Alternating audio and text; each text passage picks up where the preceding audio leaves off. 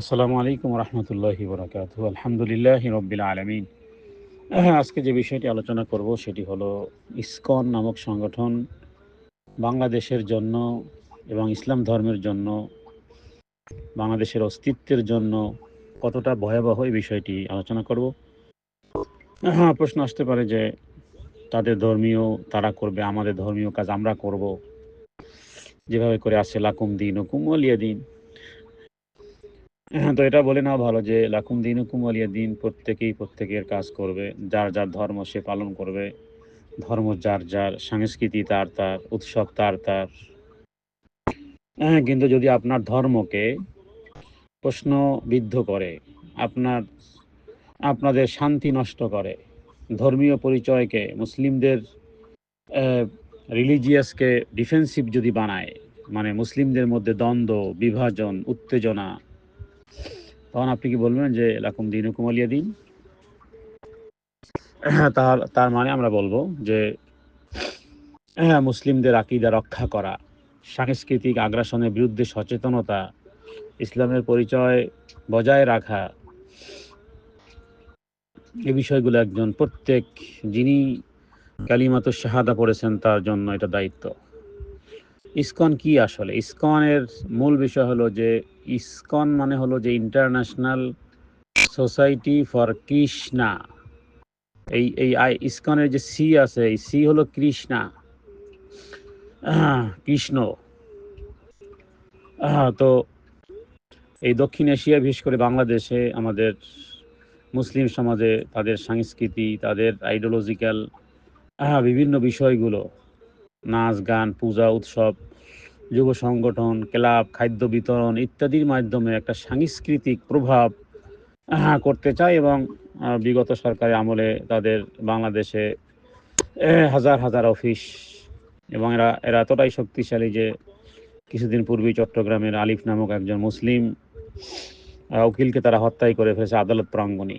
আরও বহু রকমের কর্মকাণ্ড তারা করেছে। বিষয়গুলো শুধু পত্রিকার পাতাতে বা অনলাইনে দৃষ্টি রাখলেই হবে।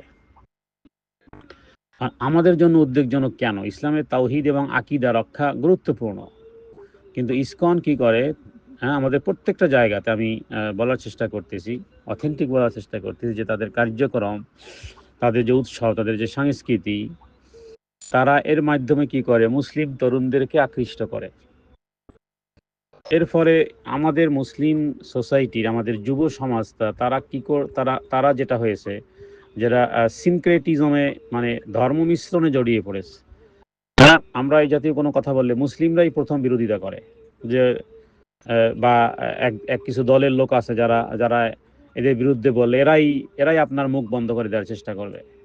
কারণ কি? তারা এই কারণে যে তারা সিনক্রেটিজমে এমনিতে কেউ ধর্ম চর্চা করে না, তারপরে অন্য ধর্মের সাথে মিশ্রণ করার মাধ্যমে ওইটা ভালো লাগে, বলবে যে তারা তো সুস্থ সংস্কৃতি, উৎসব, কার না ভালো লাগে। তারপরে মানবিক কিছু কার্যক্রম, এটা তো এর মধ্যে খারাপ কি আছে? এইভাবে মোটা দৃষ্টিকোণে এগুলো করার মাধ্যমে মুসলিম সংখ্যাগরিষ্ঠ দেশে এই সংস্কৃতি দিয়ে, তার মানে আপনাকে আপনার ভাইকে দিয়েই শায়েস্তা করবে আপনাকে। তার মানে যুব সমাজ এবং শিক্ষা প্রতিষ্ঠান, আপনারা জানেন যে ইতিপূর্বে আমাদের শিক্ষার কি হয়েছিল, সঙ্গীত, উৎসব এই জাতীয় দিয়ে আকর্ষণ করে নিজেদের আধ্যাত্মিক দর্শনকে তারা ইউনিভার্সাল হিসেবে প্রচার করে। মুসলিম সমাজের এই বিশুদ্ধ ধর্মীয় পরিচয়কে তারা যাতে করে উইক করতে পারে, সেই কাজগুলোই তারা করে। যার কারণে মুসলিমরা ধর্ম মিশ্রণে জড়িয়ে পড়ে। এবং এই টক শোতে বলেন, আরো বিভিন্ন, আপনি দেখবেন যে ওদের কিছু হলে সেদিন সেদিন এই টক শো পাড়ায়, সেদিন চ্যানেলে তাদের সপক্ষে বলার লোকের অভাব হয় না। সব সুশীল সমাজ, এই প্রত্যেকটা সুশীল সমাজ ম্যাক্সিমাম তারা মূলত যেই রোগে আক্রান্ত হয়েছে সেটা হলো সিনক্রিটিজম। মানে সে নামে হয়তোবা সুন্দর মুসলিম নাম, কিন্তু সে ধর্মে মিশ্রণ হয়ে গেছে। ধর্ম তো চর্চা কেউ করেই না, সপ্তাহের একদিন সালাত আদায় করাটাকে ধর্ম মনে করে। তো যাই হোক, তো বাংলাদেশের জন্য এটা বহুত বড় উদ্বেগজনক ইসকন। কারণ স্কুল বলেন, কলেজ বলেন, তাদের যোগ কীর্তন, তাদের ভক্তি উৎসব, এবং পূজার অংশকে সাংস্কৃতিক কার্যক্রম দিয়ে রন্দে রন্দে ছড়িয়ে দিয়েছে। মিডিয়া বলেন, নাটক বলেন, গানে বলেন, হিন্দুইজম আপনারা দেখেছেন যে কি পরিমাণ পরিবর্তন হয়েছে, কি পরিমাণ শিক্ষার কারিকুলামকে এই গরুর বচন আর একে অপরের নারী পুরুষের ভেদাভেদের, ক্লাস 4-এ যে সমস্ত বাচ্চাদেরকে যে সমস্ত নারী পুরুষের গোপনীয়তা, যেগুলো যে চাইলেই তারা মিলিত হতে পারবে, এরকমের এই বিষয়গুলো আর এখন এখানে বলার প্রয়োজনীয়তা নেই। কেউ যদি অন্ধ হয় তার কথা আলাদা। এমনকি তারা যে মানুষকে খাবার দেয়, সেই খাবার জানেন কোন কাজে? হরিনাম সংকীর্তন। তাদের এই হরিনামের নামে তো ধর্ম পরিবর্তন, তারা তাদের আঙ্গিকে কাজ করুক। তো মানুষের চেতনাগত পরিবর্তন তারা ঘটাতে পেরেছে এবং ঘটাচ্ছে। রাষ্ট্রীয় আগে নিরাপত্তায় কাজ করেছে এবং কোথাও কোথাও তারা ভূমি দাবি করেছে, তারা পেয়েছে। আওয়ামী লীগের আমলে ভূমি দাবি করেছে বহু জায়গায়, বিভিন্ন প্রতিবাদ কর্মসূচি, আন্তর্জাতিক লবিং। আপনারা জানেন যে ট্রাম্পের কাছে পর্যন্ত বাংলাদেশে এখনো এই গান তারা এখন বন্ধ হয়েছে, যে তারা সংখ্যালঘু এবং তাদের উপর আক্রমণ করা হয়। এই কাজগুলো করেছিল আমাদের দেশের বিতাড়িত একটা দলই করেছিল। ওরাই আক্রমণ করতো আর ওরাই লবিং বুঝাতো যে দেখো, এই মৌলবাদীরাই তোমাদের উপর আক্রমণ করে। আর সেটা আন্তর্জাতিক লবিং পর্যন্ত যেত। আর আন্তর্জাতিক লবিং থেকে সুবিধা পাওয়ার জন্য ইসকনের কাছে দেশের সরকার বিক্রি হয়ে গিয়েছিল। তো এই আন্তর্জাতিক লবিং এ আমাদের বাংলাদেশের নামে বিচারের ব্যবস্থা যেতেই থাকে, শুধু যে সংখ্যালঘুরা নির্যাতিত। আমি বলবো যে বাংলাদেশের সংখ্যালঘু সবচেয়ে বেশি নির্যাতিত হিন্দুরা নয়, বরং আলেম সমাজ সবচেয়ে সবচেয়ে তারা, তাদের উপরে অত্যাচারের, জুলুম, নির্যাতনের তাদের উপরেই চাপিয়ে দেওয়া হয়েছে স্বাধীনতার পর থেকে শুরু করে। তো যাই হোক, বাংলাদেশের বিরুদ্ধে নালিশ করা, এসবের কারণে তারা কি করে? সামাজিক অস্থিরতা সৃষ্টি করেছে, মুসলিম হিন্দু সম্পর্ক উত্তেজিত করে, বাংলাদেশের শান্তি শৃঙ্খলা, সেফটি সিকিউরিটি নষ্ট হয়, নিজেদের আমাদের দেশের ভাবমূর্তি বিশ্বের কাছে ক্ষুণ্ণ হয় যে এই দেশ জঙ্গিদের দেশ, নাউজুবিল্লাহ মিন যালিক। তাই তো এই জঙ্গি তোকমা, রাজাকারী তোকমা, এই জাতীয় এই 53 বছর এইগুলোই দিয়েছে। এবং রাষ্ট্রীয় সিদ্ধান্ত চাপ সৃষ্টি হয়। রাষ্ট্রীয় সিদ্ধান্ত যা কিছু করতে পারে না।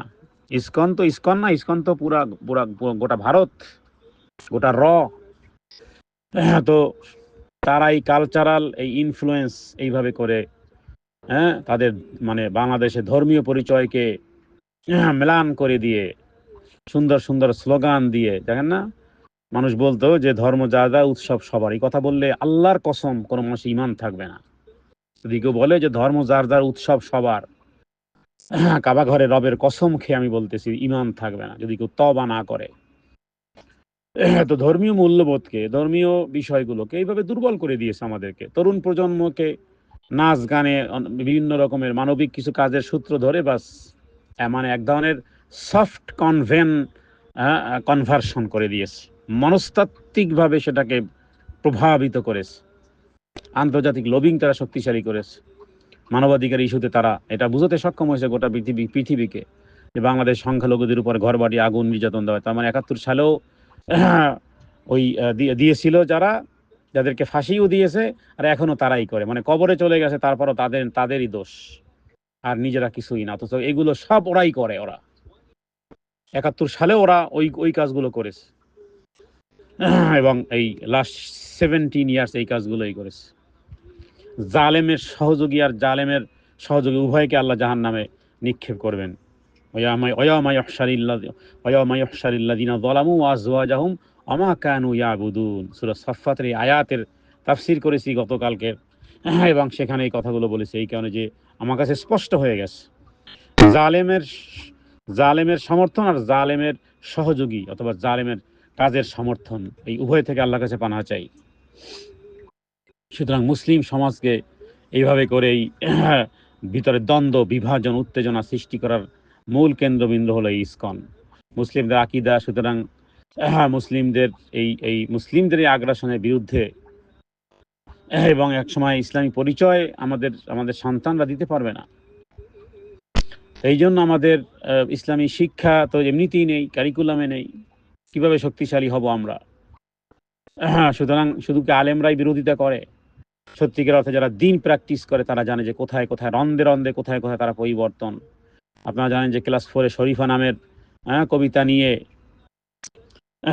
কি পরিমাণ আমাদের দেশে তোলপাড় হয়েছিল। তো আস্তে আস্তে করে তাওহীদ, আকীদা ইত্যাদি মিডিয়ার নামে, সংস্কৃতি নামে ইসলামী বিকল্প এই এই ব্যবস্থাকে মানুষেরকে গিলাতে পেরেছে। সুতরাং আমরা বলবো যে বিষয়গুলো খুবই সাংঘাতিক। আমি আর আলোচনা দীর্ঘায়িত করতে চাচ্ছি না। আল্লাহ তাআলা আমাদেরকে আকীদা, মানহাজ সঠিক রেখে ইসলামী পরিচয়, আমাদের ইসলামী শিক্ষা শক্তিশালী, আমাদের নিজেদেরকেও জাহান্নাম থেকে রক্ষা করতে হবে, পরিবার পরিজনকেও। তাদের আকীদা বিশ্বাস, আমাদের নিজস্ব সংস্কৃতি, কৃষ্টি, কালচার, আখলাক, তাহজিব, তামাদ্দুন আমাদের ভিন্নভাবে রয়েছে। কারো কাছ থেকে ধার করে নিতে হবে না, কারণ ইন্নাদ-দীন ইনদাল্লাহিল ইসলাম।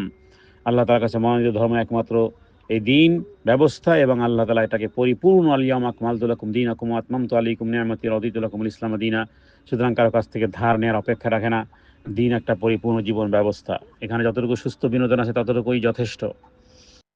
এরপরে বাইরের থেকে আর এভাবে করে ইন্ডিয়ান সংস্কৃতি, ইন্ডিয়ান নাটক, সিনেমা, ইন্ডিয়ান চ্যানেলের কোনো no need to our country. আল্লাহ তাআলার কাছে তৌফিক কামনা করি। হে আল্লাহ মানুষকে সঠিক কথা বোঝার তৌফিক দান করুন। সাল্লাল্লাহু আলা সাইয়্যিদিনা মুহাম্মাদিন নবিয়্যিল উম্মি ওয়া আলিহি ওয়াসাল্লাম। আসসালামু আলাইকুম ওয়া রাহমাতুল্লাহি।